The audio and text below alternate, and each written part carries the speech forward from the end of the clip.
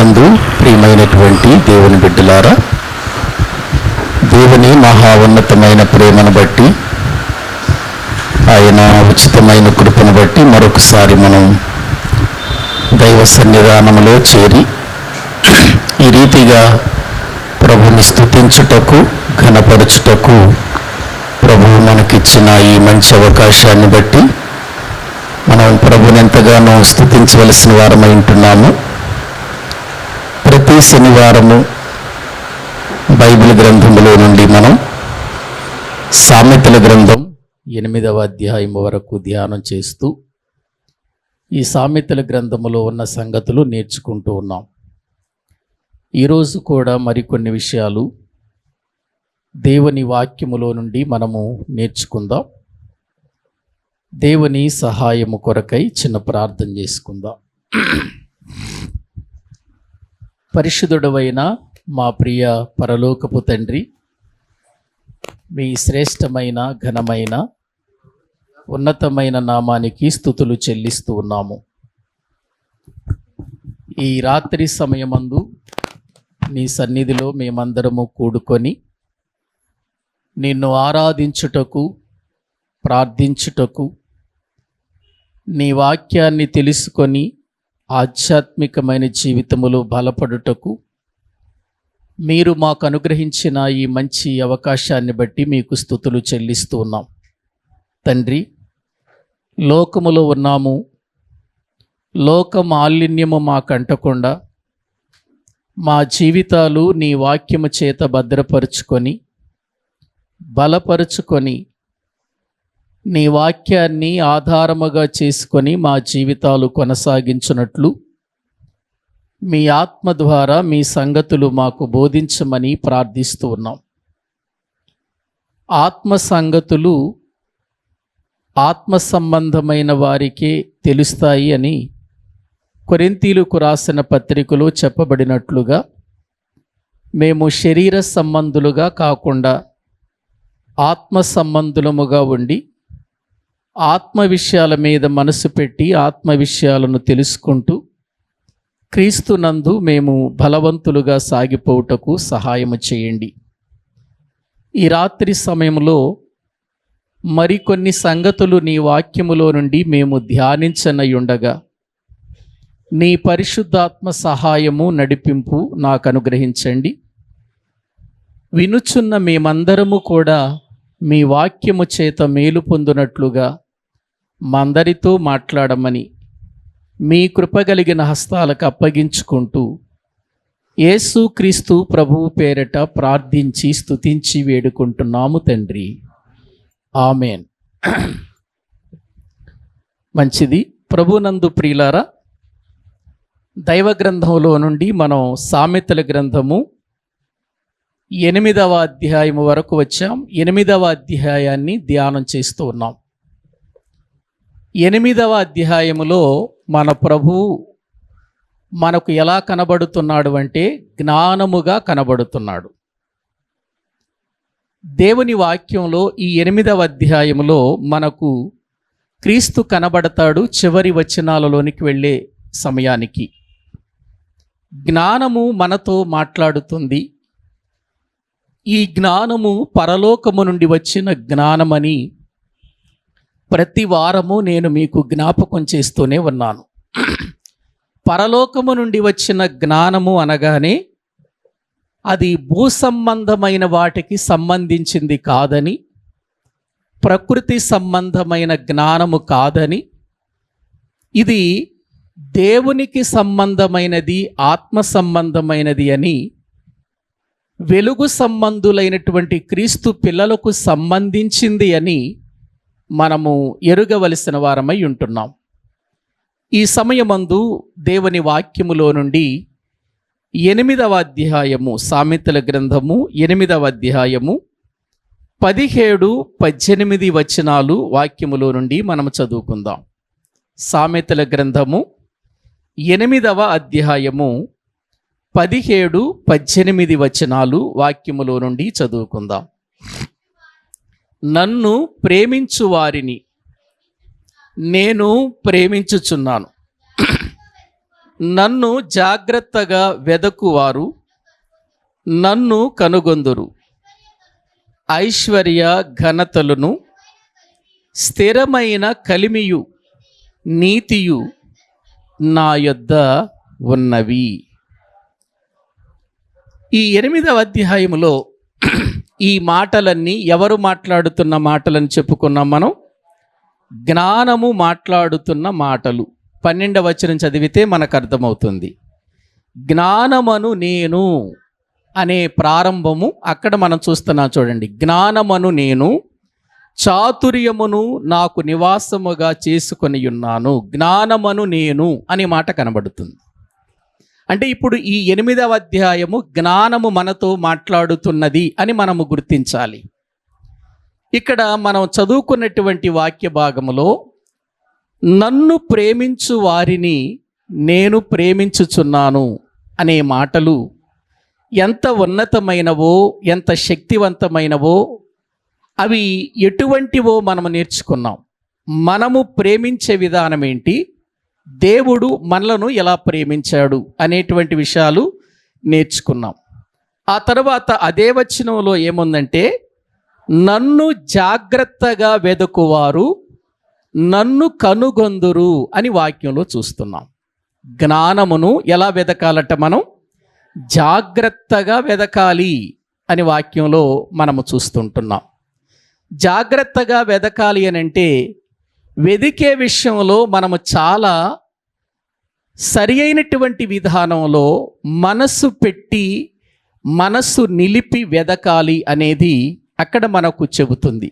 జాగ్రత్తగా వెదకటం వేరు, జాగ్రత్తగా వెదకటం వేరు. ఇది మనము అర్థం చేసుకోవాలి. మీకు అర్థమవటానికి జాగ్రత్తగా వెదకటం ఎలా ఉంటుందో నేను వాక్యములో కొన్ని సంగతులు మీతో చెబుతాను.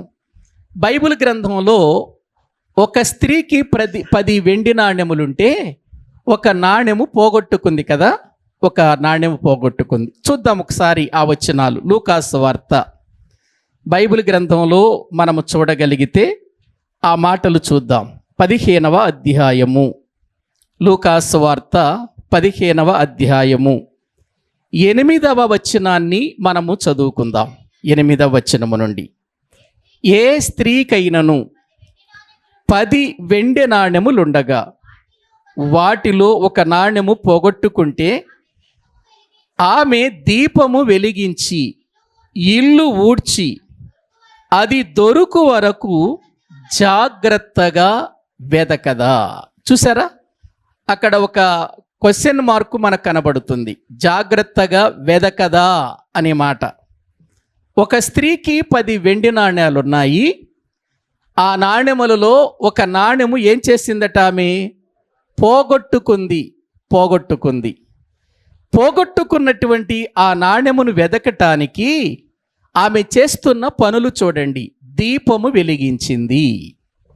ఏం వెలిగించింది? దీపము వెలిగించింది అని అంటే అర్థం ఏంటి? అంటే ఆ స్థలము లేక ఇప్పుడు ఆమె వెదికే సమయము ఏ సమయం? అది రాత్రి సమయమై ఉండాలి, లేదా అది చీకటి ప్రాంతమై ఉండాలి. దీపము వెలిగించింది. ఇప్పుడు ఇల్లు ఊడుస్తున్నట్లుగా మనము చూస్తున్నాం. దీపము వెలిగించి ఆ వెలుగులో ఏం చేస్తుందామె? దీపము వెలిగిస్తున్నట్లుగా మనం చూస్తున్నాం. వెలిగించి ఆమె ఇల్లు ఊడ్చి అది దొరుకు వరకు జాగ్రత్తగా వెదకదా అనే మాట చూస్తున్నాం.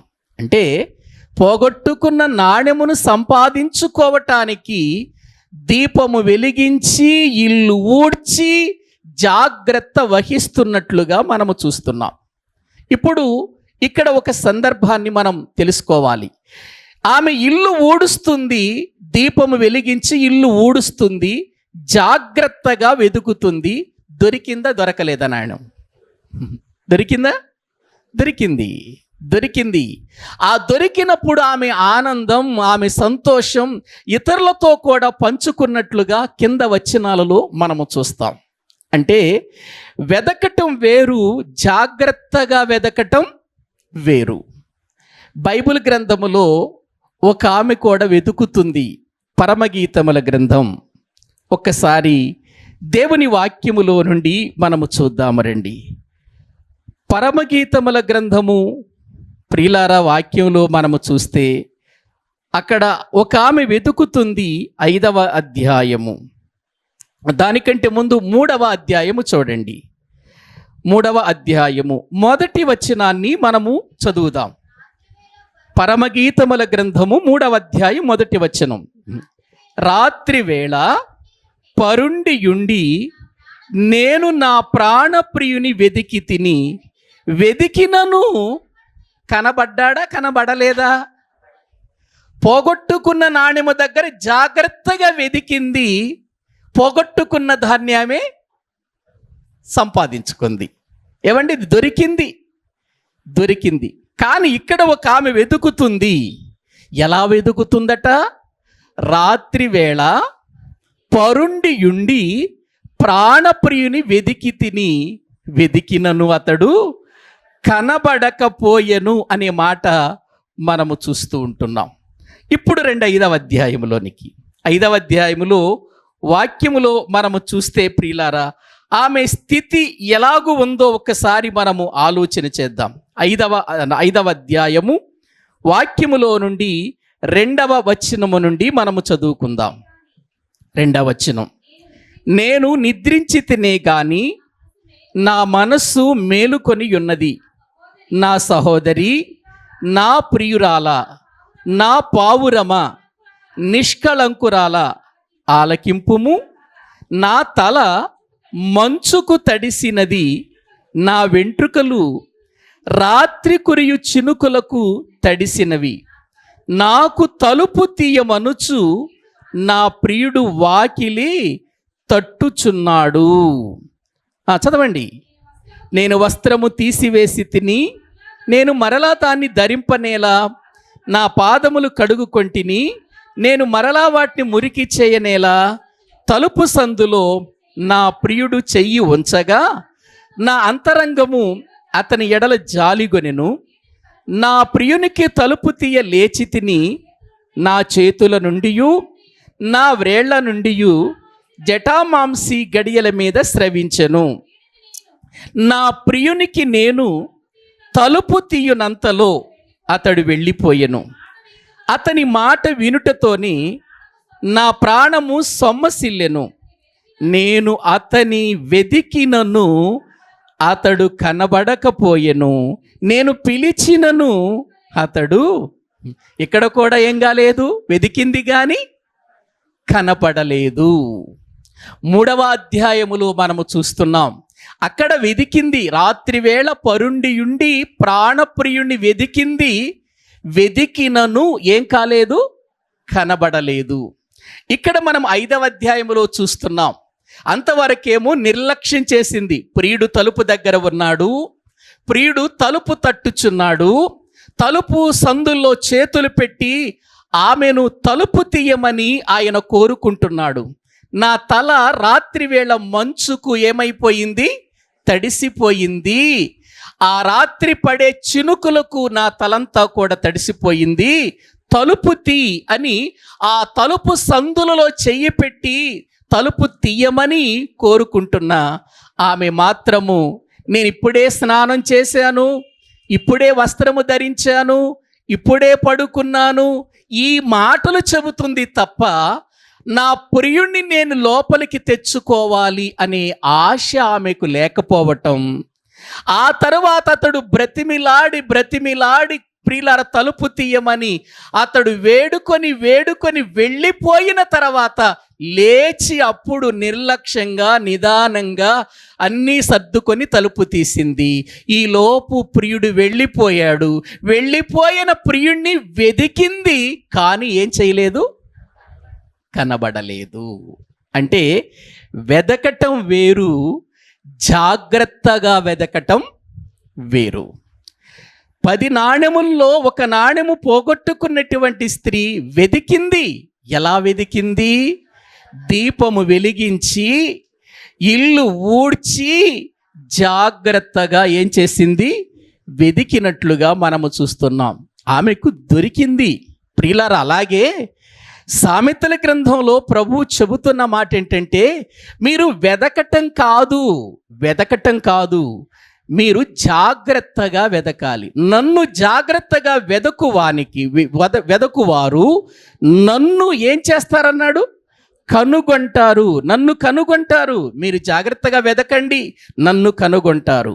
ఏవండి, జ్ఞానం మాట్లాడుతున్న మాటలు చూడండి.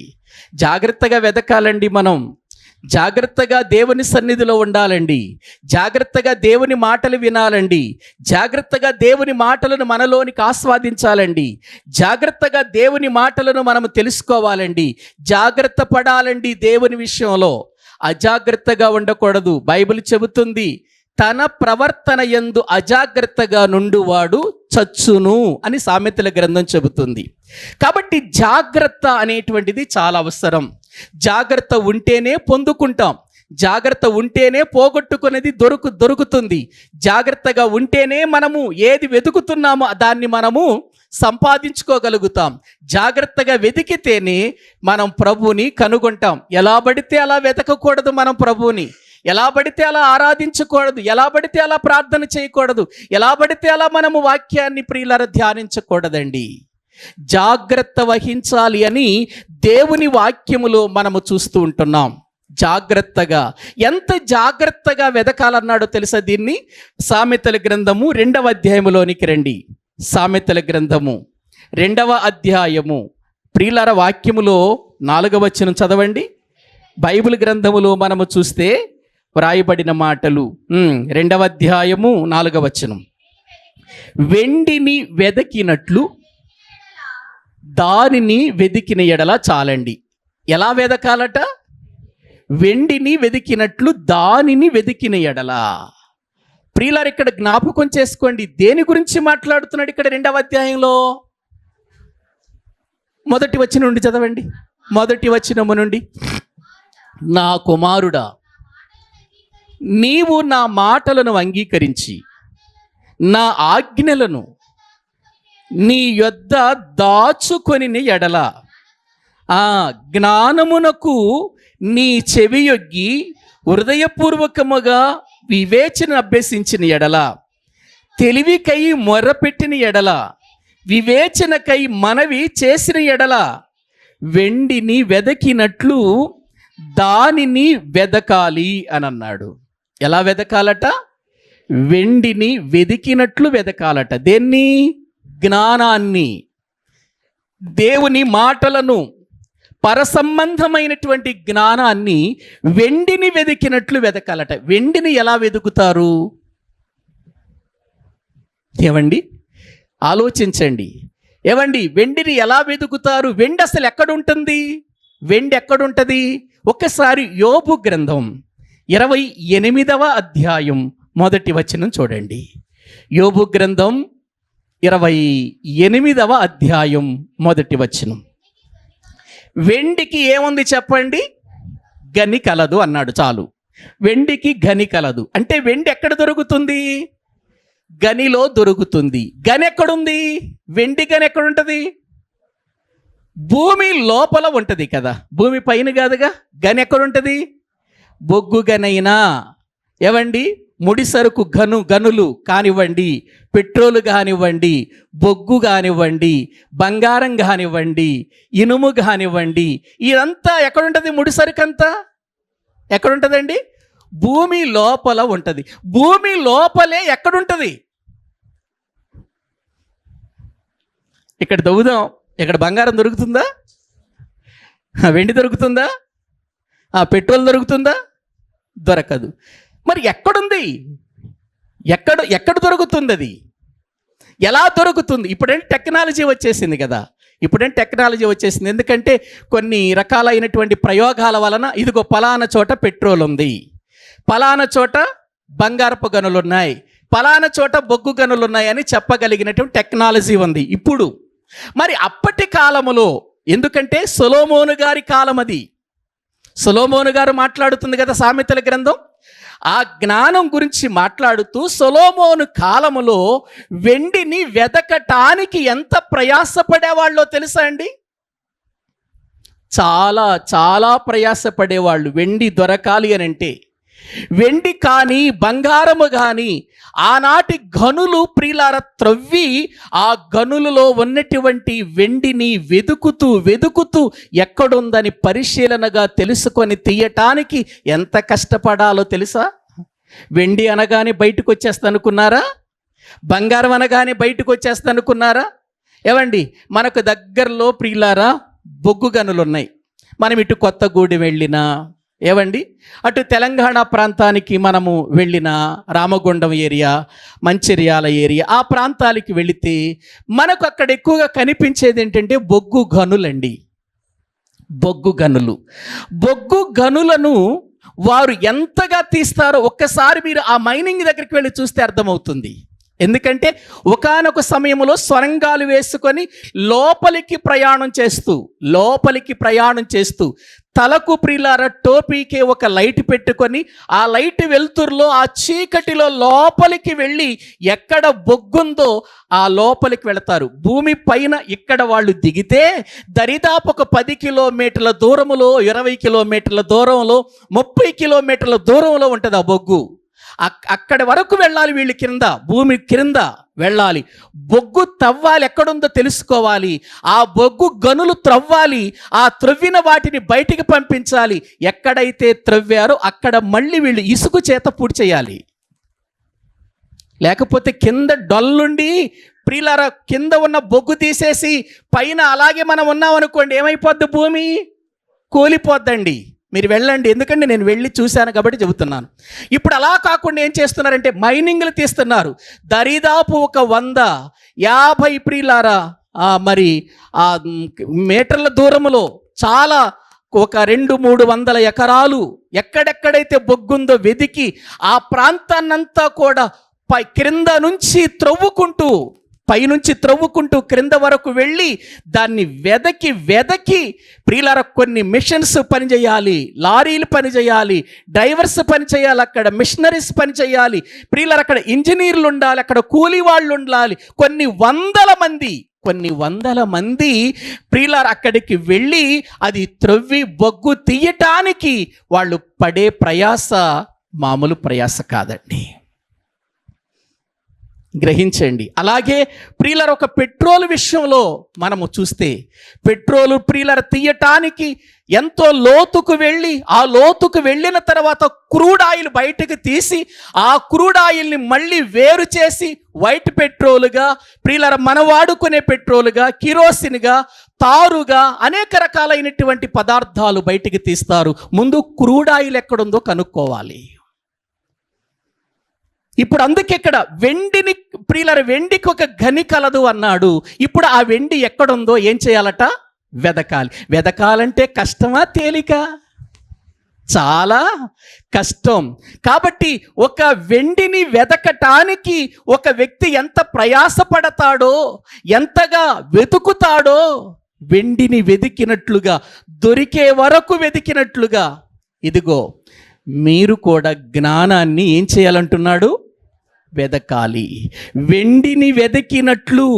ఎందుకంటే యోబు గ్రంథం 28వ అధ్యాయం అంతా జ్ఞానానికి సంబంధించినదేనండి. ఒకసారి నేను మీకు ఆ మాటలు చూపిస్తాను చూడండి. యోబు గ్రంథము దేవుని వాక్య భాగములో 28వ అధ్యాయం 28వ అధ్యాయములో అక్కడ అన్నీ చెబుతాడనమాట. వెండి గురించి చెబుతాడు, ఇనుము గురించి చెబుతాడు, రాళ్ల గురించి చెబుతాడు, ప్రియులారా అక్కడ బంగారమును గురించి చెబుతాడు, వజ్రాల గురించి చెబుతాడు. అన్నిటిని గురించి చెబుతూ అవి ఎలాగుంటాయో, ఎక్కడ ఉంటాయో, వాటిని ఎవ్వరు కనుగొనలేరు అని అంటూ మాట్లాడుతూ ప్రియులారా అక్కడ ఏమన్నాడో చూడండి. 12వ వచనం చదవండి. 28:12. అయితే జ్ఞానము ఎక్కడ దొరుకును. ఏమండి, పైనున్నటువంటి రత్నాలు కానీ, వెండి కానీ, లేకపోతే ఇనుము కానీ, రాగి కానీ వాటిని కనుగోవటమే చాలా కష్టం అన్నాడు. ఒకసారి మీరు జ్ఞాపకం చేసుకుంటే 5వ వచనం నుండి చదవండి. భూమి నుండి ఆహారము పుట్టును, దాని లోపలి భాగము అగ్నిమయమైనట్లుండు. మనము నివాసం చేస్తున్న ఈ భూమి లోపల ఏముందట? అగ్నిమయమై ఉండును. దాని రాళ్ళు నీలరత్నములకు స్థానము. దానిలో సువర్ణమయమైన రాళ్ళున్నవి. ఆ త్రోవ ఏ క్రూర పక్షికి అయినను తెలియదు, డేగ కన్నులు దాన్ని చూడలేదు, గర్వము గల క్రూర జంతువులు దాన్ని త్రొక్కలేదు, సింహము ఆ మార్గమున నడవలేదు, మనుషులు స్ఫటికము వంటి బండను పట్టుకొందురు, పర్వతములను వాటి కుదుళ్ల సహితముగా బోర్లద్రోయుదురు, బండలలో వారు బాటలు కొట్టుదురు. చూడండి, గని లోపలికి వెళ్ళటానికి, గని లోపల ఉన్నటువంటి వెండిని, బంగారమును, రత్నములను, ప్రియులార వాటన్నిటిని బయటికి తీయటానికి ఎంత ప్రయాసపడుతున్నారో చూడండి. బండలలో వారు బాటలు కొట్టుదురు, వారి కన్ను అమూల్యమైన ప్రతి వస్తువును చూచును, నీళ్లు ఓడగిలిపోకుండా వారు జలధారలు గట్టు కట్టుదురు, మరుగయ్యున్న వస్తువును వారు వెలుగులోనికి తెప్పించుదురు అని ఏమంటాడంటే, అయితే మరి జ్ఞానం ఎక్కడ దొరుకుతుంది? ఇవి దొరుకుతున్నాయి. అవి పక్షికి తెలియదు, అవి జంతువులకు తెలియవు, క్రూరమైనటువంటి జంతువులకు అవి తెలియదు. కానీ ఇదిగో మనిషికి దేవుడు వాటిని తెలుపుతున్నాడట. ఏవండి, వాక్యంలో మనము చూస్తే చూడండి, బండలలో వారు బాటలు కొట్టుదురు. కొట్టలేదా? బండలను పగలగొట్టి వెళుతున్నారు లోపలికి, బండలను పగలగొట్టి ప్రియులార లోపలికి దారి వేస్తున్నారు వాళ్ళు. అమూల్యమైన వస్తువులు ఎక్కడున్నాయి, ఎక్కడున్నాయి అమూల్యమైన వస్తువులని వాటిని కనుగొంటున్నారు. మనిషికి అది సంభవించింది, మనిషికి అది సాధ్యమయ్యింది. అది కూడా సాధ్యమవ్వాలంటే ఎవరి ద్వారా సాధ్యమైంది? అది దేవుని ద్వారానే సాధ్యమైంది. ఎందుకంటే దేవుడు ఆనాడు ఇశ్రాయేల్ అయినటువంటి యాకోబుతో చెప్పాడండి. దేవుడు ఏం చెప్పాడో తెలుసా? ఒక్కసారి రండి బైబిల్ గ్రంథంలో చూద్దాం. వాక్యములో ద్వితీయోపదేశ కాండములో మనము చూడగలిగితే ఆయన 32వ అధ్యాయములో ఆయన మాట్లాడుతూ ఏం చెప్పాడో ఒక్కసారి మనము చూద్దామండి. 9వ వచనాన్ని మనము చదువుకుందాం. 9వ వచనం, యెహోవా వంతు ఆయన జనమే, ఆయన స్వాస్థ్య భాగము యాకోబే, అరణ్య ప్రదేశములోను భీకర ధ్వని గల పాడైన ఎడారిలోను వాని కనుగొని ఆవరించి పరామర్శించి తన కనుపాపన వలె వాని కాపాడెను. పక్షిరాజు తన గూడు రేపి అల్లాడుచు రెక్కలు చాపుకొని వాటిని పట్టుకొని మోయునట్లు నడిపించెను.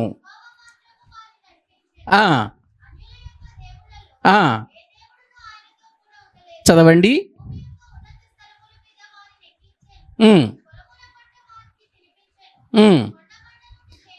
చూడండి, ఆ మాటలన్నీ చూడండి ప్రియులారా. ఆ అధ్యాయమంతా కూడా మనము చదివితే కొండలలో ఏమి దాచిపెట్టాడు, ఏమండి బండలలో ఏమి దాచిపెట్టాడు, అది ఎవరికి ఇస్తానంటున్నాడో అక్కడ వ్రాయబడి ఉంది. అధ్యాయం అంతా కూడా మీరు చదివితే, ఇంకా మీరు ఆది కాండంలో కానివ్వండి, లేకపోతే ప్రియులారా నిర్గమాకాండంలో కానివ్వండి, వాళ్ళను గురించి మాట్లాడుతూ ప్రభు చెప్పిన మాటలు చాలా ఉన్నతమైనవండి. ఒక్కసారి ఆది కాండంలోకి కూడా రండి, ఒక్క మాట చదువుదాం మనం. ఎందుకంటే ఆ మాటలన్నీ చదివించటానికి ఇప్పుడు టైం లేదు. కానీ 49వ అధ్యాయము వాక్యములో నుండి ప్రియులారా 24వ వచనము నుండి చదవండి. 24వ వచనము నుండి, యాకోబు కొలుచు పరాక్రమశాలి అయిన వాని హస్త బలము వలన అతని విల్లు బలమైన దగును, ఇశ్రాయేలునకు బండయు మేపెడి వాడును ఆయనే, నీకు సహాయము చేయు నీ తండ్రి దేవుని వలనను. చూడండి, ఇక్కడ పైనుండి మింటి దీవెనలతోనూ క్రింద దాగియున్న అగాధ జలముల, చూడండి, క్రింద దాగియున్న అగాధ జలముల దీవెనలట.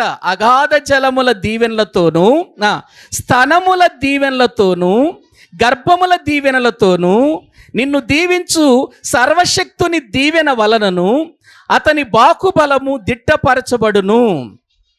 నీ తండ్రి దీవెనలు నా పూర్వీకుల దీవెనల పైని చిరకాల పర్వతముల కంటే హెచ్చుగా ప్రబలమగును.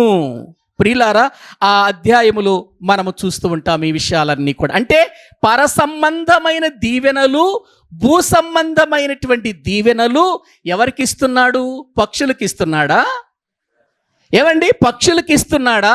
లేకపోతే జంతువులకి ఇస్తున్నాడా? ఈ సృష్టికి ఇస్తున్నాడా? సృష్టిలో తన పోలికలో తన స్వరూపములో చేయబడిన మనిషికి ఇస్తున్నాడా? ఎవరికి ఇచ్చాడండి ఈ దీవెనలన్నీ? మనిషికే ఇచ్చాడు. ఎందుకు మనిషికే ఇచ్చాడు ఈ దీవెనలు? పరసంబంధమైన దీవెనలు మనిషికే, భూ సంబంధమైన దీవెనలు మనిషికే. ప్రియులారా, భూమి యొక్క లోపల ఉన్నటువంటి అగాధ జలముల దీవెనలు వారికే, భూమిలో దాచబడినటువంటి ధనము కూడా వారికే, సమస్తము కూడా ఎందుకు తన ప్రజలకు ఇస్తున్నారు అనంటే వీళ్ళు దైవ జ్ఞానాన్ని తెలుసుకోవాలి. అందుకే మనం చదువుకున్న యోబు గ్రంథంలో వెండిని గూర్చి, రత్నముల గూర్చి, అనేక రకాలైన ఇనుము గూర్చి, అనేక రకాలైనటువంటి విలువైన వస్తువులను గూర్చి లోకములో భూమి మీద సృష్టించబడిన ఏ జంతువుకు తెలియదు, కానీ ఎవరికి తెలిసిందది? మనిషికి తెలిసింది.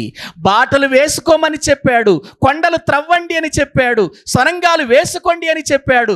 లోపల మీ కొరకు నేను భూధనము దాచి ఉన్నాను, దాన్ని వెదకండి అని అన్నాడు. ఇప్పుడు దాన్ని వెదకటానికి వీళ్ళు వెళ్ళి అక్కడ నిలబడగానే, ప్రయాణం చెయ్యగానే ప్రియులారా దొరుకుతుందా?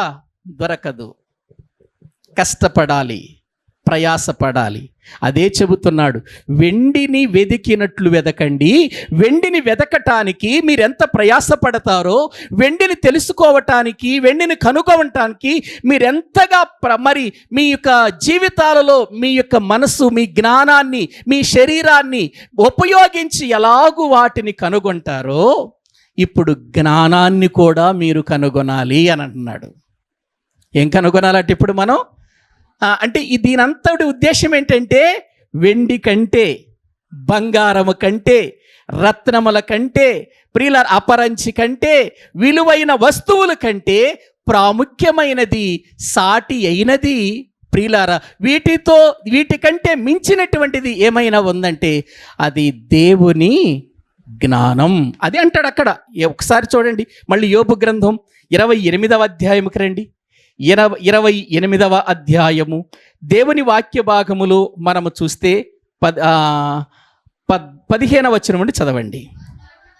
సువర్ణము దానికి సాటి అయినది కాదు. దేనికి? ఏ జ్ఞానం? దైవ జ్ఞానం, పరసంబంధమైన జ్ఞానం. దేనికి సాటి రాదట? సువర్ణం అంటే బంగారము. దాని విలువ కొరకై వెండి అసలు తోచటానికి అవకాశం లేదట. అది ఓపీరు బంగారమునకైనను, విలువగల గోమేదిమునకైనను, నీలమునకైనను కొనబడినది కాదు. సువర్ణమైనను, స్ఫటికమైనను దానితో సాటి కావు. ప్రశస్తమైన బంగారు నగలకు ప్రతిగా అది ఇయ్యబడదు. పగడముల పేరు, ముత్యముల పేరు అసలు దాని ఎదుట ఎత్తకూడదట. దేని ఎదుట? ఎవరి పేరు? పగడాల పేరు, ముత్యాల పేరు ఎత్తకూడదంటే అర్థం ఏంటి?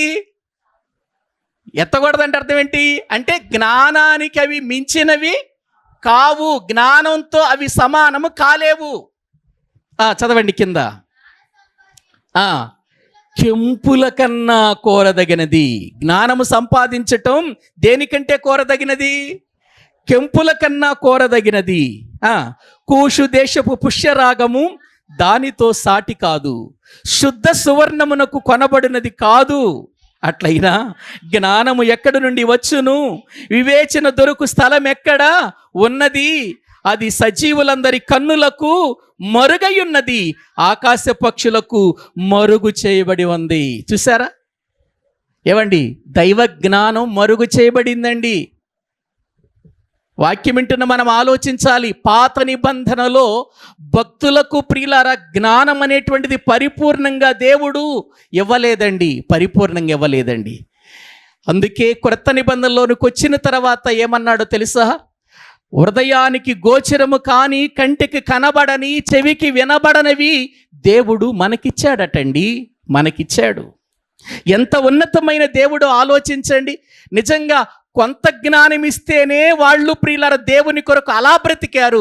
పరిపూర్ణమైన జ్ఞానం మనకిచ్చినా కూడా మనం వాళ్ళలో సగమేముందిలేండి. వాళ్ళు 100 వంతులు ప్రియులార బ్రతికితే భక్తి విషయంలో మనము అందులో కనీసం 1 వంతన్నా బ్రతకలేకపోతున్నాం. వాళ్ళకిచ్చిన జ్ఞానం గొప్పదా, మనకిచ్చిన జ్ఞానం గొప్పదా? పాత నిబంధనలో ఇశ్రాయేలుకి ఇచ్చిన జ్ఞానం గొప్పదా, మనకిచ్చిన జ్ఞానం గొప్పదా? మనకివ్వబడిన జ్ఞానం గొప్పది, సంపూర్ణమైనది ప్రియులారా. అది మనందరి జీవితాల దగ్గరకు వచ్చిందండి ఆ జ్ఞానం. కానీ మనం ఎందుకు ఆ జ్ఞానాన్ని గురించి ఎంతగా పట్టించుకోం? రత్నాలు, వెండి, బంగారాలు, ధనం ప్రియులారా, వీటి గురించి ఆలోచించినంతగా దేవుని గురించి ఆలోచిస్తామా? దేవుని గురించిన జ్ఞానాన్ని గురించి ఆలోచిస్తామా? అసలు అంతగా పట్టించుకోం కూడా. మనం అంతగా పట్టించుకోం.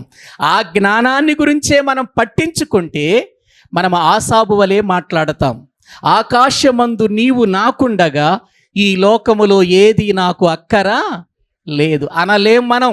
ఆసాబు అన్నాడు. కానీ ఎందుకన్నాడు ఆసాబు అంటే ఆ జ్ఞానం యొక్క విలువేంటో ఆయనకి తెలుసు. దావీదు కూడా నా క్షేమాధారము నీవే అని అన్నాడు. ఎందుకన్నాడు? వెండి బంగారాలు ఉన్నాయి కదా, ఆస్తులున్నాయి కదా, ధనమున్నది కదా, వెండి బంగారాలు కలిగిన వాడిగా ఉన్నాడు కదా, సింహాసనం ఉంది కదా, సైన్యం ఉంది కదా. మరి ఎందుకన్నాడు నా క్షేమాధారము నీవంటే? దేవుని జ్ఞానం. అందుకే దావీదంటాడు, వెండి బంగారముల కంటే నీవిచ్చిన ధర్మశాస్త్రము నాకు మేలన్నాడు. ఎందుకన్నాడు? వాళ్ళకి అర్థమయ్యింది. దాని విలువను తెలుసుకున్నారు, దాని జ్ఞానాన్ని వెదికారు, దాని లోతును తెలుసుకున్నారు. మనకి అయ్యేం అవసరం లేదు. మనకి లోతు తెలుసుకోవాలి, ఆ జ్ఞానం తెలుసుకోవాలి, ఆ జ్ఞానం నేర్చుకోవాలి, ఆ జ్ఞానములో ఎదగాలి, ఆ జ్ఞానములో మనము గొప్పవారము కావాలి. ఈ ఆలోచన మనకుండదు. నా దారి నాదే, నీ దారి నీదే అన్నట్లుగా నేటి క్రైస్తవ సమాజం వెళ్ళిపోతుంది. అందుకే నేటి క్రైస్తవ సమాజాన్ని చూసి లోకము నవ్వుతుంది, హేళన చేస్తుంది, అవమానపరుస్తుంది. ప్రియులారా, అవమానపరుస్తుంది. జ్ఞానము ఎక్కడ దొరుకుతుందో వెదకాలట. ఎలా వెదకాలి? వెండిని వెదకినట్లుగా వెదకండి అని అన్నాడు. వెండిని వెదికినట్లు వెదకండి. ఇంకేమన్నాడో తెలుసండి? సామెతల గ్రంథంలోకి వస్తే, సామెతల గ్రంథంలోనికి రండి, మళ్ళీ 2వ అధ్యాయము 4వ వచనం చదవండి. వెండిని వెదకినట్లు దానిని వెదికిన ఎడల. ఏవండి, దాచబడిన ధనమును వెదకాలా? దాచబడిన ధనాన్ని వెదకాలా? చెప్పండి మీరు. ధనం దాచుకున్నామండి బీరువాలో ప్రియులారా దాచుకున్నాం. దాన్ని వెదకాలా? బ్యాంకులో ధనం దాచుకున్నాం అనుకోండి, దాన్ని వెతకాలా? ఇక్కడ ఆ ధనాన్ని గురించి కాదు మాట్లాడుతుంది ఇక్కడ. ఏవండి, ఆ ధనము బ్యాంకులోనికి రావాలి, ఆ ధనము బీరువాలోనికి రావాలంటే ఏం చెయ్యాలి? ఏవండి ప్రియులారా, ధనము రావాలి, బీరువాలోకి రావాలి, బ్యాంకులోనికి రావాలి అని అంటే ఉద్యోగస్తులైతే నెలంతా ఏం చేయాలి? కష్టపడాలి. నెలంతా వాళ్ళు డ్యూటీ చేస్తే, నెలంతా కష్టపడితే వారికి నెల తర్వాత వారు చేసినటువంటి దానికి అప్పుడు ధనం వస్తుందండి. అప్పటి వరకు ఈ ధనం ఎక్కడుంది? నెల రోజులు దాచబడింది నీకోసం అదే వ్యవసాయం చేసుకునే వాళ్ళు అనుకోండి, వ్యవసాయం చేసుకునే వాళ్ళకి ధనము రావాలి బ్యాంకులోనికి, బీరువాలోకి అనుకుంటే ఏం కావాలో తెలుసా? ఏవండి, వాళ్ళు పొలాన్ని దున్నాలి, నీరు పెట్టాలి, ప్రియులారా దానికి నాటి వెయ్యాలి, దానికి మందులు వెయ్యాలి, ఫలాలు వచ్చేంత వరకు దాన్ని కాపాడుకోవాలి, కోత కొయ్యాలి, నూర్చాలి, నూర్చినటువంటి ప్రియులారా ధాన్యాన్ని అమ్మాలి, అమ్మిన తర్వాత ధనం వస్తుంది. అప్పటి వరకు ధనం ఎక్కడుంది? పొలంలో ఉంది, దాచబడిన ధనం అది. చూసారా, పొలములో దాచబడిన ధనం అది. నువ్వు నెలంతా కష్టపడటానికి దాచబడింది ఒక చోట ధనం. ప్రియులారా, చూసారా? ధనము ఇంట్లోకి రాగానే మనము చాలా ఆనందపడిపోతాం. ప్రియులారా, దాన్ని చూసుకొని నేను పడిన ప్రయాస, నేను పడిన కష్టం, నేను పడిన కష్టానికి ప్రతిఫలం ఎంత ఆనందమో అది దొరికినప్పుడు. దాచబడిన ధనాన్ని వెదకటానికి కష్టపడాలి. అలాగే దేవుని వాక్యము యొక్క విలువను తెలుసుకోవటానికి కష్టపడాలి మనం. ప్రియులారా, అందుకే ఇక్కడ ఏమంటున్నాడంటే, దేవుని జ్ఞానం నీకు కావాలా? నీకు జ్ఞానం నీకు కావాలి అని అంటే, ఇదిగో నీ ఎదురుగా ధనాన్ని వెదికే వాళ్ళు ఉన్నారు కదా, నీ ఎదురుగా వెండిని వెదికే వాళ్ళు ఉన్నారు కదా, మీరు అలా వెదకండి జ్ఞానము తెలుసుకోవటానికి. అలా వెదికితే ఏమన్నాడు? నన్ను కనుగొందురు అనంది జ్ఞానం. అక్కడ నన్ను జాగ్రత్తగా వెదికిన ఎడల నన్ను కనుగొందురు. ఈ రోజున ప్రియులారా, ఇది తేలికైపోయిందండి. 66 పుస్తకాలు కలిగినటువంటి ఈ బైబిల్ గ్రంథం చాలామందికి తేలికైపోయిందండి. నేర్చుకోవటానికి, లేకపోతే తెలుసుకోవటానికి, ఈ జ్ఞానాన్ని త్రవ్వటానికి, ఈ జ్ఞానం కోసం ప్రయాసపడటానికి, ఈ జ్ఞానం కోసం ప్రియులారా, ఇదిగో మనము దాచుకోవటానికి, తెచ్చుకోవటానికి మనము ప్రయాసపడటం లేదు. ఒకరోజు నేను ఒక ప్రసంగికుడిని చూస్తున్నాను. నాకంటే ముందు ప్రియులారా ఆయన వాక్యం చెప్పాలండి. 100 ప్రసంగాల బుక్ ఒకటి తీసుకొచ్చాడు. 100 ప్రసంగాలు ఉంటాయి అన్నమాట అందులో. అది తెరచి ఆయన అందులో ఉన్నటువంటి వాటిని చూస్తూ చెబుతున్నాడు అంతే. ఈయనేం సిద్ధపాటు లేదు, ఈయన ప్రార్థన లేదు అందులో, దాన్ని వెదకటం లేదు. ఏవండి, పుస్తకాలు తీసుకొచ్చి పుస్తకాలు ముందు పెట్టుకొని మనము ప్రసంగం చేసినంత మాత్రాన అది ఫలభరితమైనది అవుతుందా? ఎవరికైనా ఉపయోగపడుతుందా అండి? ప్రసంగం అంటే వాక్యం చదవాలి, ధ్యానం చెయ్యాలి, ప్రార్థన చెయ్యాలి, దాని లోతేంటో తెలుసుకోవాలి, వెదకాలి, దాచబడిన ధనముని వెదికినట్లు వెదకాలి, త్రవ్వాలి. కాలమేంటి, సందర్భమేంటి, సమయమేంటి, అన్ని ఆలోచనలోకి తెచ్చుకోవాలి. అదే పేతురు గారు మాట్లాడతాడు బైబిల్ గ్రంథములో, కాలమును బట్టి మీరు దేవుని యొక్క వాక్యమును గమనించండి అని అన్నాడు. ప్రియులారా, ఒక్కసారి ఆలోచించండి. దేవుని జ్ఞానం వెదకాలి, దొరకాలి. అందుకే నేను అపోస్తుల కార్యముల గ్రంథం చెబుతూ, పౌలు గారు బాప్తిస్వం తీసుకోగానే అక్కడ బైబిల్ గ్రంథంలో మనకి ఎలా ఉంటుందంటే, అతడు సమాజ మందిరములో బోధించుచుండెను అని ఉంటుంది. కానీ బాప్తిస్వం తీసుకున్న తర్వాత పౌలు గారు ఎక్కడికి వెళ్ళాడు? అరేబియాకు వెళ్ళిపోయాడు. 3 సంవత్సరాలు అక్కడ ఉన్నాడు, వాక్యము తెలుసుకొని వచ్చాడు. అయినా కూడా నేను తెలుసుకుంటూనే బ్రతుకుతున్నాను అని అన్నాడు. వెతుకుతున్నాడు, వెదకాలి. ఏవండి, వెదకాలి. ఒకవేళ బంగారపు గనులైనా త్రవ్వగా ప్రియుల ముగించబడతాయేమో, బొగ్గు గనులైనా అయిపోతాయేమో త్రవ్వగా, వెండి గనులైనా అయిపోతాయేమో ప్రియుల త్వరగా. బైబిల్ జ్ఞానమును గనుక నువ్వు త్రవ్వటం నేర్చుకోగలిగితే నీ బ్రతుకు కాలమంతా కూడా నువ్వు త్రవ్వినా అది తరగని, ఎన్ని తరాలు కానివ్వండి, ఎన్ని తరాలు రానివ్వండి, ఏ తరానికైనా ప్రియులారా ఇందులో కావలసినంత జ్ఞానం దేవుడు దాచిపెట్టాడు ప్రియులారా. అందుకే దీన్ని ఎలా వెదకాలన్నాడు? జాగ్రత్తగా వెదకాలి. నన్ను జాగ్రత్తగా వెదుకు వానికి నేనేం చేస్తానన్నాడు చెప్పండి? దొరుకుతానన్నాడు. ప్రియులారా, ఒకసారి యోబు గ్రంథం చూడండి. యోబు గ్రంథం 8వ అధ్యాయము 5వ వచనం చూడండి. యోబు గ్రంథము 8వ అధ్యాయము 5వ వచనం. నీవు జాగ్రత్తగా దేవుని వెదికిన ఎడల, సర్వశక్తుడగు దేవుని బతిమాలు కొనిన ఎడల, నీవు పవిత్రుడవై యథార్థవంతుడవైన ఎడల నిశ్చయముగా ఆయన నీ యందు శ్రద్ధ నిలుపుతాడు.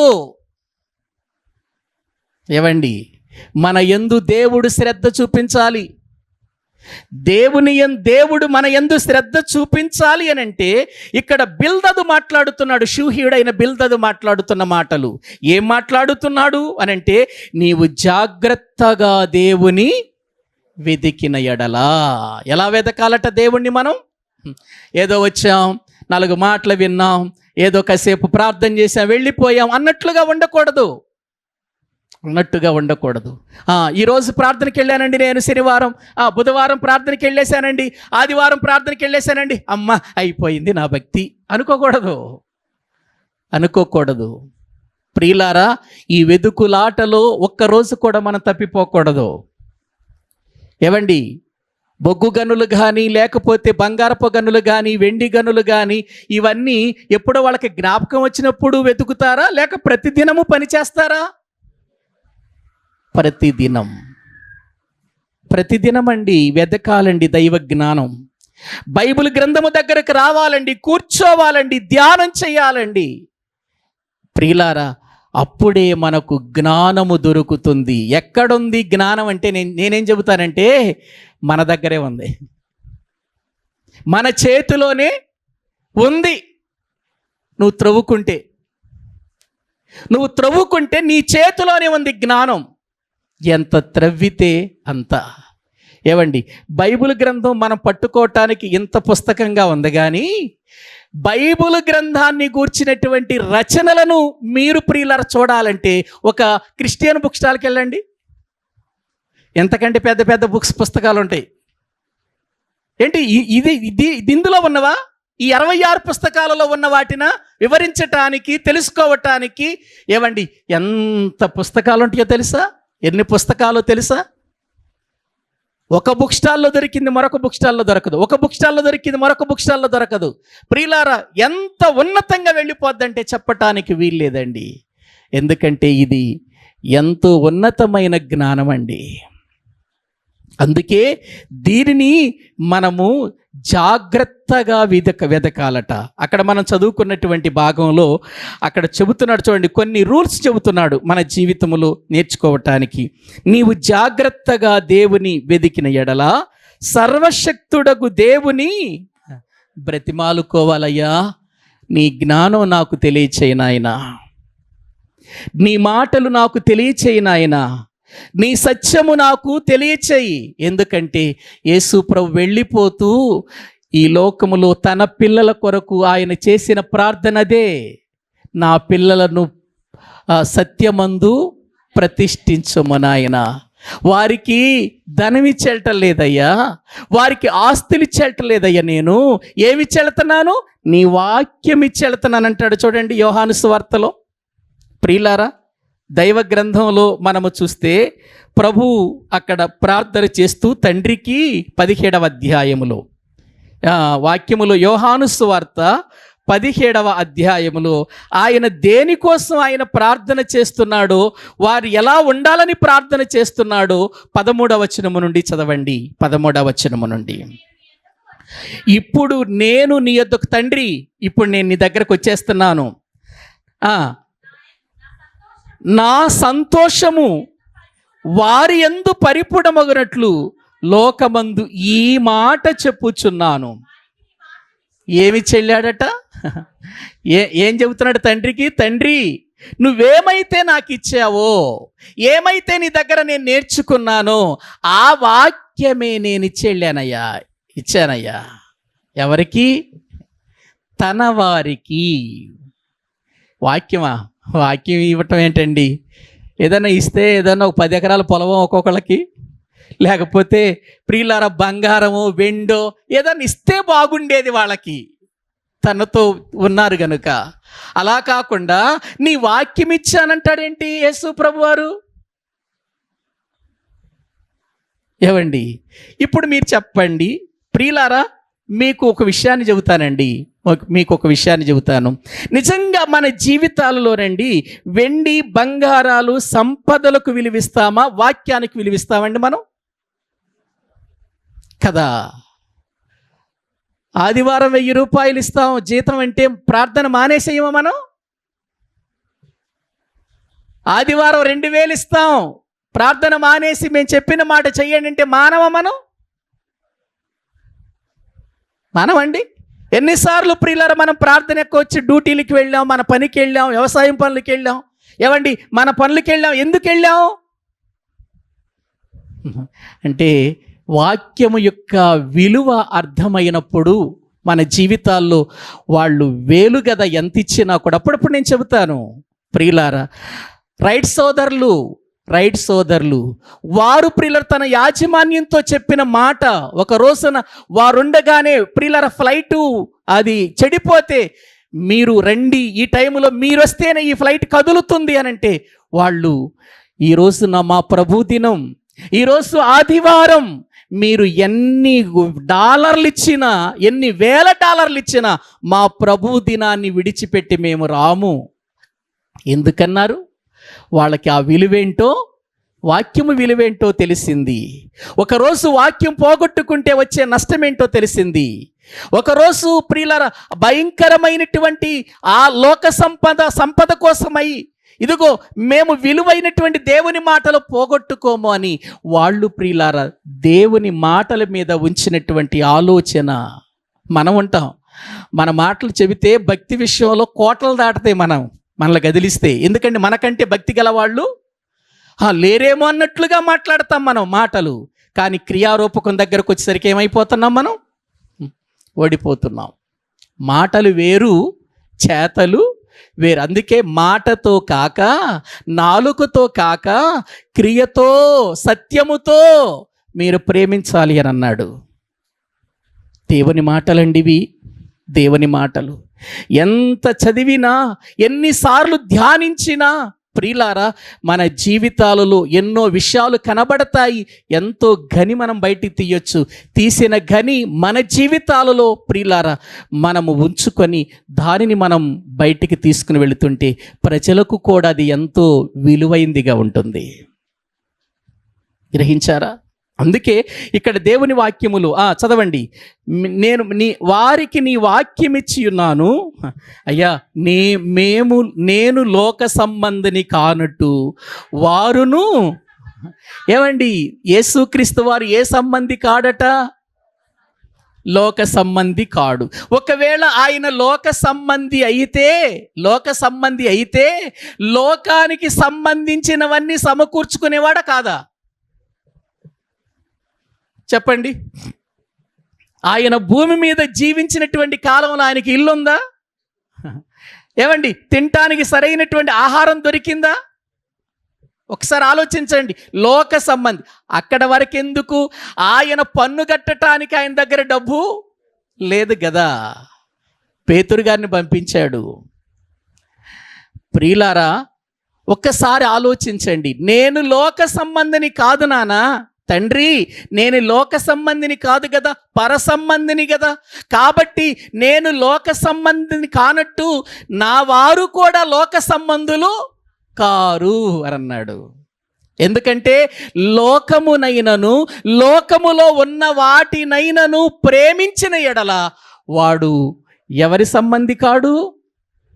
దేవుని సంబంధి కాడు.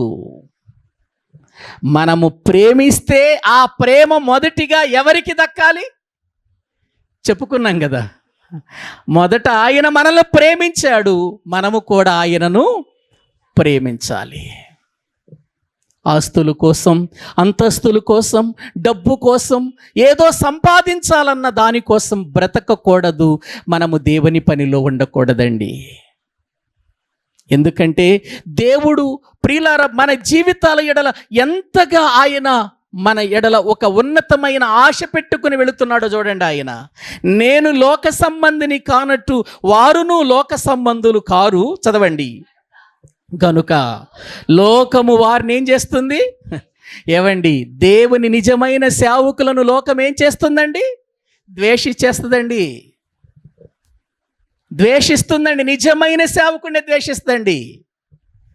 ఎక్కడైనా చూడండి, మీరు ఏ స్థలములోనైనా చూడండి, ఒక దైవజనుడు ద్వేషించబడుతున్నాడు. ద్వేషించబడినా కూడా అతడు ఆ ద్వేషాన్ని సంతోషంగా తీసుకుంటున్నాడు అని అంటే అది మీరు గుర్తించాల్సింది ఏంటో తెలుసండి, ఆ దైవజనుడు దేవుని సంబంధి అయిన వాడు. చూస్తున్నాం కదా లోకంలోనండి, ఈ రోజున ఎంత సంపదలు సంపాదిస్తున్నారండి దేవుని పేరట. ఎన్ని ఆస్తులు సంపాదించుకుంటున్నారండి దేవుని పేరు చెప్పుకొని. దేవుని పేరు చెప్పుకొని ఎంతోమంది డబ్బును కూడగట్టుకొని ఆనందపడిపోతూ సుఖపడిపోతూ చివరికి సెలబ్రిటీలుగా ఏమైపోతున్నారు? చలామణి అయిపోతున్నారు. నేనంటాను, యేసు ప్రభు కంటే సెలబ్రిటీల వీళ్ళు? పౌలు గారి కంటే సెలబ్రిటీల వీళ్ళు? ఏవండి, మరి యేసు ప్రభువేమో నక్కలకు బొరియలను, ఆకాశ పక్షులకు గూళ్ళుండెను, మనుష్య కుమారుడు తలవాల్చుకొనుటకు. అవునండి ప్రియులారా, నేను ద్వేషించబడినట్టు వాళ్ళను కూడా లోకం ఏం చేస్తుంది? ద్వేషిస్తుందయ్యా. చదవండి, నీవు లోకములో నుండి వారిని తీసుకొని పొమ్మని నేను ప్రార్థించుటలేదు కానీ దుష్టుని నుండి వారిని కాపాడు అయ్యా. ఒకవేళ వాళ్ళు ఇటువంటి పరిస్థితుల్లో దుష్టుడి వైపుకి వెళ్ళిపోతారేమో.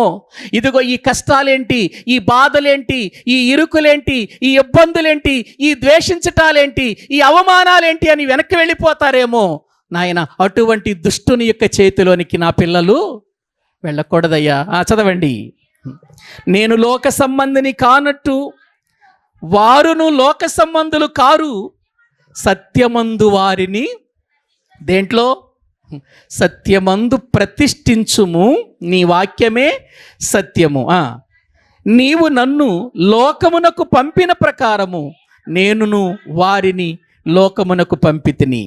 వారును సత్యమందు ప్రతిష్ఠిత చేయబడినట్లు వారి కొరకై నన్ను ప్రతిష్ఠిత చేసుకొనుచున్నాను అని అంటూ కింద ఇంకా చాలా విషయాలు. అయ్యా, నువ్వు నేను ఎలా ఏకమై ఉన్నామో వీళ్ళు మనతో కూడా ఎలా ఉండాలి? ఏకమై ఉండాలయ్యా. ప్రియులారా, లోకములో నిజమైన దైవజనుడు శ్రమ అనుభవిస్తాడు, బాధ అనుభవిస్తాడు, కష్టం అనుభవిస్తాడు, ఏడుస్తాడు, కొన్నిసార్లు దుఃఖపడతాడు, కొన్నిసార్లు. ప్రియులారా, ఎందుకు ప్రియులారా? లోకము వారిని ద్వేషిస్తుంది గనుక. శిష్యులతో కూడా చెప్పాడు, లోకము నన్ను ద్వేషించినట్లుగా మిమ్మల్ని ద్వేషిస్తుంది, నేను జయించిన ప్రకారము మీరును జయించి రండి, నా ప్రక్కన మిమ్మల్ని కూర్చోబెడతానన్నాడా? అన్నాడు కదా. కాబట్టి ప్రియులారా, మనము ఎప్పుడు కూడా భూ సంబంధమైన వాటి వైపు కాదు చూడవలసింది, మనము దైవ జ్ఞానం వైపు చూడాలి. దైవ జ్ఞానం. అలాగని మీరు ఉద్యోగాలు చేయొద్దు, అలాగని మీరు సంపాదించొద్దు, అలాగని మీరు డబ్బులు కూడబెట్టుకోవద్దని కాదు ఇక్కడ ఉద్దేశం. ప్రేమించటం వేరు, సంపాదించుకోవటం వేరు. జీవనోపాధి విషయమై బ్రతకటం వేరు. ప్రియులారా, దానినే ప్రేమిస్తూ దేవుని విడిచిపెట్టటం వేరు.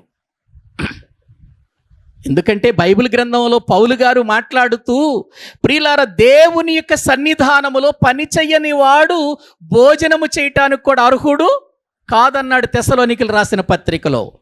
అంటే ప్రియులారా, పని చేయటం వేరు, కష్టపడటం వేరు, కుటుంబాన్ని పోషించుకోవటం వేరు, సంపాదించుకోవటం వేరు, ప్రేమించటం వేరు. మనము లోక సంబంధులము కాదు, పర సంబంధులము. కాబట్టి మన మనసంతా దేని మీద ఉండాలి? పరలోకం మీద.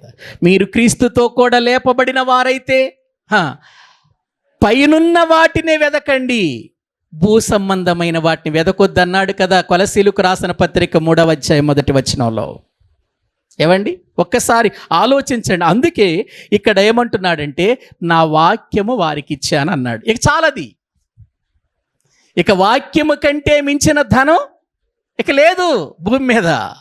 వాక్యము కంటే మించినటువంటి ఉన్నతమైనది ఏదైనా ఉంది అని ఒకవేళ ఎవరైనా అన్నారంటే వాళ్ళకి వాక్యము తెలియలేదు అని అనుకోవాలి మనం. వాక్యము విలువ తెలియలేదండి. పిచ్చోడికి బంగారం ఇచ్చామనుకోండి, ఏం చేస్తాడు? దాని విలువ వాడికి తెలియదు. అందుకే పంది ముక్కున పెట్టిన బంగారు కమ్మి వంటిది అని అన్నాడు. వివేకము లేని స్త్రీ పంది ముక్కున పెట్టిన బంగారు కమ్మి వంటిది. పంది ముక్కున బంగారు కమ్మి పెట్టామనుకోండి, ఏం చేస్తుంది? అమ్మో, విలువైంది నాకు పెట్టారు, విలువైంది నాకు తొడిగారు, నేను చాలా విలువగా బ్రతకాలి, విలువగా దాన్ని కాపాడుకోవాలనుకుంటుందా? బురద ఎక్కడ ఉంటుందని వెళుతుంది. అది బురద ఎక్కడుందోనని వెతుక్కుంటూ వెళుతుంది. దానికి విలువైంది నా దగ్గర ఉందన్న సంగతి తెలియదు దానికి. ఏవండి, పనికి మాలిన ఆ బురదలో పొరలాడటమే దానికి ఇష్టం. కాబట్టి లోకములో దేనితో కూడా కొలవటానికి ప్రియులారా అసలు ఏమాత్రము కూడా వాక్యం ముందుకు తీసుకురావటానికి లోకములో ఏది లేదండి, సాటి రాదు. అందుకే ఏమన్నాడంటే ఇక్కడ వాక్యములో, నన్ను జాగ్రత్తగా వెదుకు వారికి నేనేం చేస్తాను, దొరుకుతాను. జాగ్రత్తగా వెదిగితే దొరుకుతాడు. వాక్యం విలువ అర్థమవుతుంది, వాక్యం యొక్క శక్తి మనకు అర్థమవుతుంది. ఏవండి, కాబట్టి ప్రియులారా, వాక్యము అనేటువంటిది చాలా ఉన్నతమైనది, జ్ఞానము చాలా ఉన్నతమైనది. ఈ జ్ఞానం ఒక రోజుతో, 2 రోజులతో, 10 సంవత్సరాలతో, 100 సంవత్సరాలతో, 2000 సంవత్సరాలతో పోయేది కాదు. ఇది ఏ తరమైనా, ఎంత టెక్నాలజీ కలిగిన తరమైనా రానివ్వండి. అంటూ ఉంటాం కదా మనం, జపాన్ మనకంటే ఒక 20 సంవత్సరాల ముందుంది, చైనా మనకంటే ఒక 40 సంవత్సరాల ముందుంది, ఇలా మాట్లాడతామే. బైబిల్ ఎన్ని సంవత్సరాల కంటే ముందుందో తెలుసా? ఈ లోకం అంతమైపోయేంత వరకు కూడా బైబిల్ ముందే ఉంటుంది, ఎక్కడ వెనుక ఉండదు. అంత ఉన్నతమైన వాక్యం అండి ఇది. అందుకే యెహోవాను ప్రియులారా మనము వెదకాలి. వెదికినప్పుడు ప్రియులారా మనం ఆయన బ్రతిమిలాడుకొనినప్పుడు, మళ్ళీ రండి ఆ యోబు గ్రంథం 8వ అధ్యాయం 5వ వచనంలోనికి.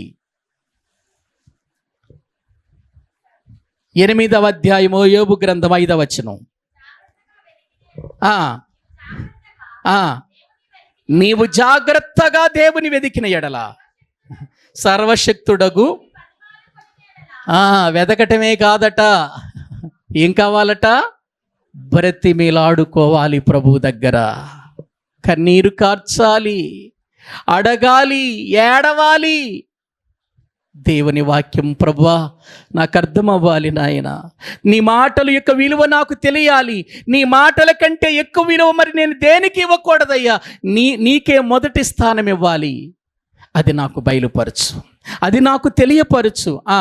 దేవునికై బ్రతిమిలాడుకొని ఎడలా ఎలా ఉండాలట, పవిత్రుడవై యథార్థ.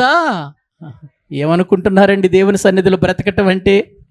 యథార్థత, పవిత్రత, బ్రతిమిలాడుకొనుట. అలా గనుక మనము జీవిస్తే ఆయన మన ఎడల శ్రద్ధ నిలుపుతాడట. ఆయన మన ఎడల ఏమి నిలుపుతాడు? శ్రద్ధ. అంటే దేవుడు మన ఎడల శ్రద్ధ నిలపాలంటే మనము దేనికి కట్టుబడిపోయి ఉండాలి?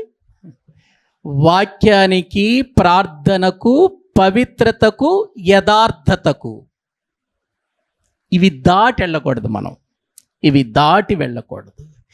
ఇవి దాటి వెళ్ళకూడదంటే మనము దేవుని వాక్యం మీద తప్ప దేని మీద ఆధారపడకూడదు అన్నాడు ప్రియులారా. అందుకేనండి ఇశ్రాయేలీలు ఈ విలువైన పరిస్థితిని పోగొట్టుకున్నప్పుడు, ఇశ్రాయేలీలు ఈ విలువైన స్థితిని పోగొట్టుకున్నప్పుడు హోషియా ద్వారా దేవుడు తెలియచేస్తూ వారికి ఏమని చెబుతున్నాడో రండి ఒక్కసారి. హోషియా గ్రంథము 10వ అధ్యాయము, హోషియా గ్రంథము 10వ అధ్యాయము 12వ వచనం చదవండి. హోషియా గ్రంథము 10వ అధ్యాయము 12వ వచనం. నీతి ఫలించునట్లు మీరు విత్తనము వేయుడి, ప్రేమయను కోత మీరు కోయుడి. యెహోవాను వెదుకుటకు ఏది సమయం? ఏవండి, ఆ రోజు అది వాళ్ళకి సమయం, ఇప్పుడు ఇది మనకు. ఎవరిని వెతకటానికి? దేవునిని వెతకటానికి. యెహోవాను వెదుకుటకు ఇదే సమయం. ఇంకా టైం ఉందనుకుంటున్నావేమో, ఇంకా సమయం ఉందనుకుంటున్నావేమో, లేదు, ఇదే సమయం. యెహోవాను వెదుకుటకు ఇదే సమయం అని నువ్వు గుర్తించగలిగితే, నీతి ఫలించునట్లుగా నీవు విత్తనము వేయగలిగితే, మళ్ళీ చదవండి వచ్చును. నీతి ఫలించునట్లు వేయుడి, ప్రేమయను కోత కోయాలి. ఏ విత్తనం వెయ్యాలి? ఏ కోత కొయ్యాలి? నీతి అనే విత్తనం వేయాలి. నీతి అనే విత్తనం వేస్తే ప్రేమ మొలుస్తుంది. ఆ ప్రేమ అనే కోత మనం కొయ్యాలి. ఎక్కడుంది చెప్పండి? సంఘాల్లో, క్రైస్తవ్యంలో ఎక్కడుంది చెప్పండి? ఇది ఎక్కడుంది చెప్పండి? ప్రియులారా, నిజంగా మన జీవితాలండి భయపడిపోవాలండి ఈ మాటలు వింటున్నప్పుడు. వణికిపోవాలండి మనం దేవుని దగ్గర. వాక్యములో అందుకే ప్రియులార దినవృత్తాంతములు 2వ గ్రంథంలో ఒక మాట అంటాడు చూడండి, 11వ అధ్యాయము 16వ వచనం. దినవృత్తాంతములు 2వ గ్రంథము 11వ అధ్యాయము 16వ వచనం.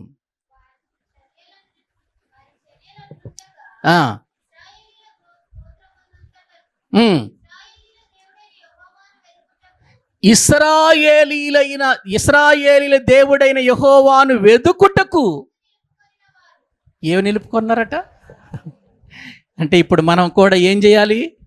యెహోవాను వెదుటకు మనసు నిలపాలి. ఏదో వచ్చాం, ఒక గంట సేపు కూర్చున్నాం, ఇక్కడ ఏదో విన్నాం, వెళ్ళిపోయాం అన్నట్టు కాదు. ఎవరి మీదకి రావాలి మనసు? ఎవరి మీదకి రావాలి మనసు? ఎవరి మీద నిలపాలి? దేవుని మీద మనసు నిలుపుకున్నారు ఆ రోజున. ఈ రోజున క్రైస్తవ సంఘాలు ప్రియులారా ఇదిగో దేవుని మీద మనసు నిలపాలి, మనుషుల మీద కాదు మనసు నిలపాల్సింది. ఏవండి ప్రియులారా, మనుషుల యొక్క జీవితం ఎటువంటిదో మనకు తెలుసు. ప్రేమిస్తే ప్రేమిస్తారు, ద్వేషిస్తే ద్వేషిస్తారు. పాతకాలంలో మనం నేను ప్రియులారు ఇక్కడికి వచ్చినటువంటి మొదటి దినాల్లో ఆ పూరి గుడిసె ఉన్నప్పుడు కుమారిమ్మ గారు ఒక పాట పాడేది, బాగా ఇష్టం నాకు. కుమారిమ్మ గారండి, ప్రేమిస్తే ప్రేమించే లోకం, ద్వేషిస్తే ద్వేషించే లోకం, ప్రేమించినా ద్వేషించినా ప్రేమించును. దేవుని ప్రేమని ఒక పాట ఇప్పుడు కూడా నేను అప్పుడప్పుడు జ్ఞాపకం చేసుకుంటా. ఆ పాట జ్ఞాపకం రాగా నా కుమారిమ్మ గారే జ్ఞాపకం వచ్చేది. ఎందుకంటే మొట్టమొదటిగా ఆమె నోట్లో నుంచే విన్నా నేను. ప్రియులారా, అవును, లోకం ప్రేమిస్తే ప్రేమిస్తుంది, ద్వేషిస్తే ద్వేషిస్తుంది. ప్రేమించినా ద్వేషించినా నిన్ను ప్రేమించేవాడు ఒక్కడే ఈ భూమి మీద ఉంది. ఎవరు? యేసుక్రీస్తు వారు, పరలోకమందున్న మన తండ్రి. అందుకే మనం ఎవరి మీద మనసు నిలుపుకోవాలి? దేవుని మీద మనసు నిలుపుకున్నారు. ఆ రోజు నిలుపుకున్నారు, వాళ్ళు నిలుపుకున్నారు ప్రియులారా. అందుకే మనము వెదకవలసింది ఏమిటి? జాగ్రత్తగా వెదకవలసింది ఏమిటి అనంటే దేవుని జ్ఞానం, దేవుని మాటలను వెదకాలి. నన్ను జాగ్రత్తగా వెదుకువారు దానిని కనుగొందురు అనే మాటలు ఎంత ఉన్నతమైనవో ఒకసారి మనం ఆలోచించాలి. మరి ఎవరిని వెతుకుతున్నాం మనం? ఎవరి కోసం మన పరుగులు? దేనికోసం మన పరుగులు? దేవుని కోసమా? దేవుని యొక్క సన్నిధిలో జీవించటం కోసమా? మొరలిట్టం కోసమా? నేను మందిరానికి పరిగెత్తాలి, ప్రార్థన చేయాలి. నేను మందిరానికి పరిగెత్తాలి, వాక్యం వినాలి. నేను మందిరానికి పరిగెత్తాలి, వాక్య ప్రకారం నేను బ్రతకాలి. మందిరానికి పరిగెత్తాలి, వాక్య ప్రకారం నేను జీవించి ఇతరులకు మాదిరికరముగా ఉండాలి. నేను దేవుని మీద ఎలాగూ మనసు పెట్టుకొని ఉన్నానో అదే మనసు నా తోటి వారికి కూడా నేను నేర్పించాలి. ప్రియులారా, అందుకేనండి బైబిల్లో అన్నాడు యెహోవా. ఒక్క మాట చదవండి, ప్రార్థన చేసుకుందాం. 105వ కీర్తన, 105వ కీర్తన బైబిల్ గ్రంథంలో ప్రియులారా మనము చూడగలిగితే వాక్యములు 3వ వచనం చదవండి. 105వ కీర్తన 3వ వచనం అండి. ఆయన పరిశుద్ధ నామమును బట్టి, దేన్ని బట్టి అతిశయించాలి మనం? డబ్బును బట్టా, చదువును బట్టా, జ్ఞానాన్ని బట్టా, ఆస్తులు అంతస్తులను బట్టా, పేరు ప్రఖ్యాతులను బట్టే మనం అతిశయించాల్సింది. ఎవరిని బట్టి అతిశయించాలి? అతిశయించువాడు ప్రియులారా దేన్ని బట్టి అతిశయించాలో ఇర్మియా గ్రంథంలో రాస్తాడు ఒక మాట. ఇప్పుడు చదవద్దులేదు. ఆ ప్రియులారా వాక్యము వింటున్న మనం ఆయన పరిశుద్ధ నామమును బట్టే మనం అతిశయించాలి. యెహోవాను వెదకువారు ఎలా ఉంటారు చెప్పండి? యెహోవాను, దేవుణ్ణి వెదికేవారు హృదయములో ఎలా ఉంటారు చెప్పండి? సంతోషంగా ఉంటారండి. అయ్యా, శ్రమలు వచ్చినాయి, సంతోషం. నిందలు వచ్చినాయి, సంతోషం. అవమానాలు కలిగాయి, సంతోషం. ఇదిగో అనేక రకమైనటువంటి దురాభిమానమైనటువంటి కార్యాలు జరిగాయి. ఇదిగో నీ విషయములో అబద్ధమై మాటలు మాట్లాడుతున్నారు, సంతోషం. దేవుని పిల్లలు చేసుకోవాల్సిన. అందుకే జనులు మిమ్మల్ని నిందించి హింసించి మీ మీద అబద్ధముగా చెడ్డ మాటలు పలుకున్నప్పుడెల్లా మీరు సంతోషించండి అన్నాడు. అది నేర్చుకోవాలి మనం. అది నేర్చుకోవాలి. అది గనుక మనము నేర్చుకోగలిగితే ప్రియులారా, అసలు లోకములో ఎవరు ఎన్ని మనల్ని తిట్టినా కూడా అస్సలు మనం ఏమాత్రం ప్రియులారా వాటి మీద మనసు పెట్టం. దేవుడున్నాడు, దేవుడు చూసుకుంటాడు. ఆయనకు అప్పగించుకొని ఆయన సన్నిధిలో ప్రార్థించుకోవటమే. అదేనండి దేవుని పిల్లల లక్షణం. అలాగే దేవుని యందు మనం ఆనందిస్తాం. యెహోవాను వెదకువారు హృదయమందు ఆనందిస్తారు అని వాక్యంలో మనం చూస్తున్నామే. ఆనందం అదే, ఆ సంతోషం అదే, ఆ ఉన్నతమైనటువంటి ప్రియులారా ఆనందకరమైనటువంటి జీవితం ఎవరిని బట్టి దొరుకుతుంది మనకు చెప్పండి? ఏవండి, లోకములో ఉన్నటువంటి ఆస్తులు అంతస్తులు తాత్కాలికమైన సంతోషాన్ని ఇస్తాయి. అదే కదా దావీదు అంటాడు, వారి ధాన్య ద్రాక్షరసములు విస్తరించిన నాటి సంతోషము కంటే అధికమైన సంతోషము నీవు నా హృదయములో పుట్టించావంటాడు 4వ కీర్తనలో. కాబట్టి అండి, లోకములో ప్రియులర మనుషుల ద్వారా కలిగే సంతోషం కొన్ని రోజులకు ఏమైపోతుంది చెప్పండి? మనకు దూరం అయిపోతుంది. ఎల్లప్పుడూ నిత్యము ఎటువంటి ప్రతికూలమైన పరిస్థితులకైనా నిలిచి ఫలించి దేవుని సన్నిధిలో ప్రేమయను కోత కోసేది అది ఏ సంతోషం? అది శాశ్వతమైన దేవుని యొద్ద నుండి పొందుకునే సంతోషం. ఏ సంతోషం కావాలి మనకు? ఏ సంతోషం పొందుకుందాం మనం చెప్పండి? ప్రియులారా, అది ఎవరిని వెదికితే దొరుకుతుందన్నాడు? దేవుని వెదికితే. ప్రియులారా, దేవుని వెదికితే అది మనకు దొరుకుతుంది. ఆయన మనం కనుగొంటాం. దాని వలన మనకు ఆనందం, సంతోషం. లోకములో దేనికి కూడా భయపడకుండా ధైర్యముగా బ్రతుకుతాం, ధైర్యంగా చచ్చిపోతాం, ధైర్యంగా ప్రభు దగ్గరికి వెళ్ళిపోతాం. అదే నిరీక్షణతో బ్రతుకుదాం, అదే నిరీక్షణతో ముందుకు వెళదాం. తలల వంచండి, ప్రభు సన్నిధిలో ప్రార్థన చేసుకుందాం. ప్రభువా, అటువంటి నిరీక్షణ నాకు దయచేయవా? అడుగుదామండి ప్రభువుని. లోకము వైపు చూడక, లోక పద్ధతుల వైపు చూడక, యేసు ప్రభువారు వాక్యం ఇచ్చెళ్ళాడు. మనకు వాక్యం ఇచ్చెళ్ళాడు. ఆ వాక్యమే మనకు ఆధారం కావాలి. ఆ వాక్యమే ఆధారం కావాలి. ప్రియులారా, ఈ రోజున దేవుని మాటలు వింటున్నాం. ఆ వాక్యం మనకు దొరకాలి. ఆ వాక్యములో ఉన్న జ్ఞానము మనము ప్రియులారా పొందుకోవాలి అనంటే, ఇదిగో వెండిని వెదికినట్లు వెదకండి అన్నాడు. దాచబడిన ధనమును వెదికినట్లు వెదకమన్నాడు. ప్రియులారా, దానికై మొర్ర పెట్టాలన్నాడు. దానికై మనము బ్రతిమిలాడుకోవాలన్నాడు.